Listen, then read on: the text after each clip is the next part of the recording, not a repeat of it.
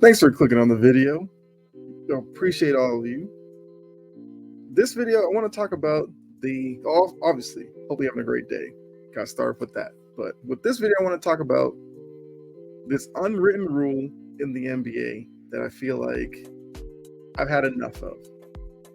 I don't like it.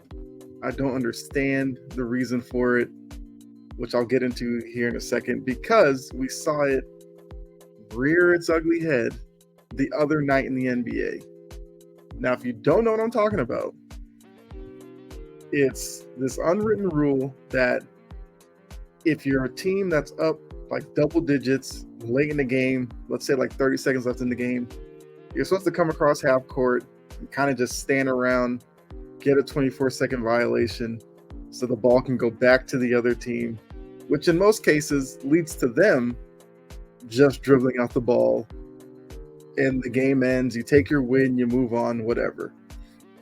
So Brooklyn, we're playing Minnesota, as you can see here. It was late in the game, like I just said. Mike Conley took a three. As the shot clock was expiring, he made it.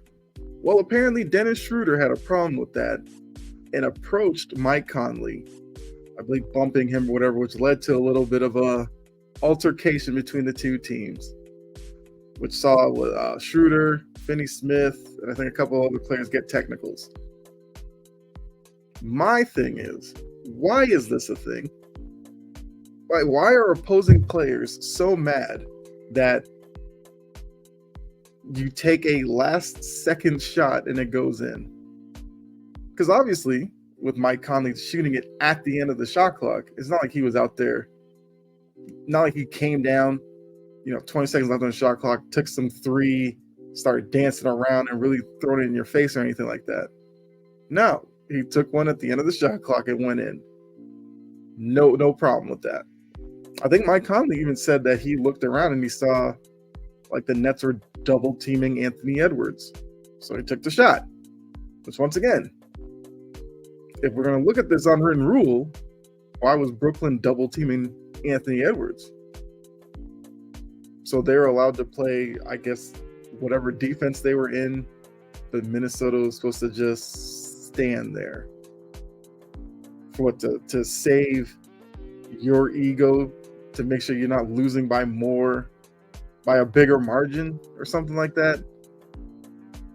Look, this is why I've been a big proponent of the in-season tournament. I love that they put an emphasis on point differential, because in those in-season tournament games, what did we see? Teams were still running offense late no matter what the score was, because it was a tiebreaker. And we even heard back then some players didn't like that. I believe the Raptors, where Dennis Schroeder was, had an issue with the Celtics doing it to them. I thought that was either during the in-season tournament, like right before. I think Indiana had an issue, I think, with the Celtics during the in-season tournament when they did that, and it's just like, so you didn't even know the rules of the in-season tournament to understand that was a part of it, that you had to score as much as you could. Whatever. So we're outside of that. Let's move beyond it. We're talking about professional basketball players here. Hey, Brooklyn, you had 48 minutes of a game to prove that you were the better team to win that game. You didn't. So we're not going to sit here and wait until the very end because Mike Conley hits a three. That's not going to change the outcome in any way. Yes, it changes how much you lost by, but who cares? If you wanted to do something about it, you do it during the course of the game. Not at the end to try to show like you some big bad team that can't be messed with. It's a dumb look. I'm all for Mike Conley doing what he did. I'm glad he didn't like apologize or something for it after. I don't understand this. I don't understand why this became a thing either. I can't remember when this started. If you can, let me know in the comments, because I know it's been around for a while, but I'm trying to remember when was that moment when that first team did this and it became kind of the expected act from every team from here on out. I know a lot of teams do it, and even then, I'm like, I mean, it doesn't matter to me. You know, if you get the win, you decide to just take the 24-second violation, which counts as like a team turnover. So it's not even affecting the player necessarily as a turnover. I'm fine with that as well. But these reactions to guys who take a shot late in the game and make it, we need to stop with this. So, I mean, there's like other kind of minor ones, but those aren't even on this level. You know, like a lot of guys late in the half or a game won't just launch a shot because of field goal percentage or whatever. I feel like that's not even like an unwritten rule, but that's one of the things in basketball I don't understand either. But yeah, this right here, it's so dumb. That's why, like I said before, in-season tournament, running up the score or whatever, as this was kind of looked at from, I think, Schroeder or somebody in Brooklyn talking about showboating and all that, running up the score. You know, that's like the unwritten rule. I think Zion got into some issue with that. Was that last season?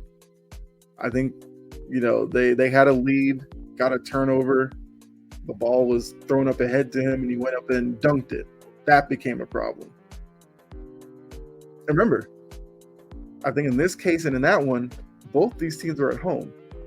So they're doing it for their home crowd.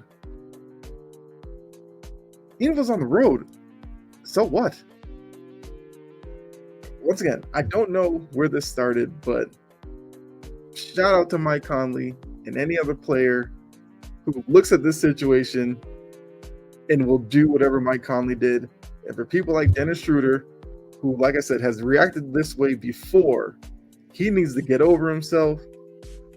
It's one of the kind of reasons why not a big fan of Dennis Schroeder. You know, I saw him when he was with the Hawks and all that. He always had like this personality that's like bigger than you would expect. Like he's not some superstar player, but he kind of has a personality like he is. I mean, that's a whole other topic. Don't need to go on that. But yeah, you let me know what you think about this unwritten rule. Do you agree with me that it's dumb and these losing teams that keep getting offended by it just look dumber for when they act like the way Brooklyn did against Minnesota? Let me know in the comments section. Really appreciate it. But yeah, thanks for tuning into the video. Appreciate you. Got all the socials up here, so make sure you go ahead and follow me on the ones that you use. And especially on TikTok, make sure you go over there because I will have a clip up with a poll question that I would love for you to answer. So thanks again. Enjoy the rest of your day. Be safe. God bless. And I'll see you in the next video. All right. Bye.